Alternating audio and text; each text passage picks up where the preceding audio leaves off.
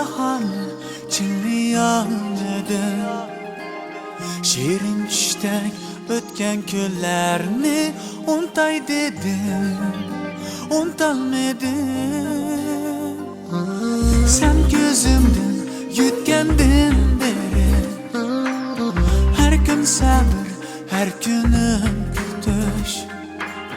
Bu hicronga qoldim chidolmay, barbod bo'ldi har shirin tush.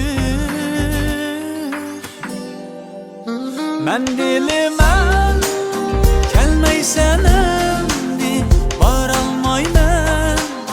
Men muhabbatga o'ksishlarga ko'milib qoldim. Kul ostida cho'g'nak muhabbat.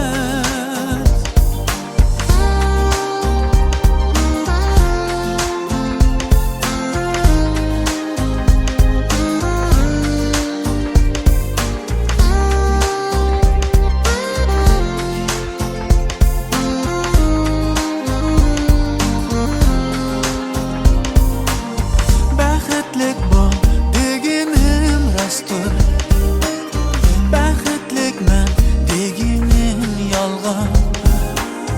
Umidlarim qolsa muzlab, sehrim bilan qalbim yongan.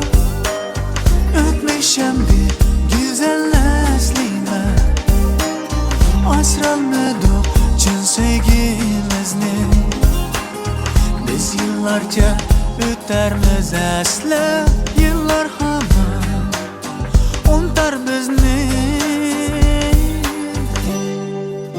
Men dilimam kelmaysan endi, borolmayman.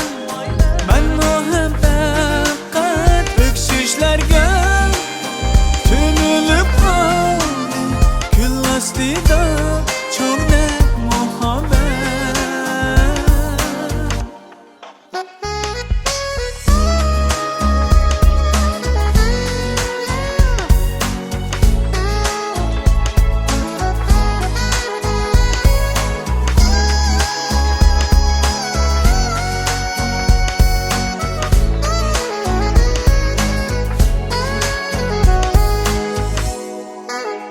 Men dilimam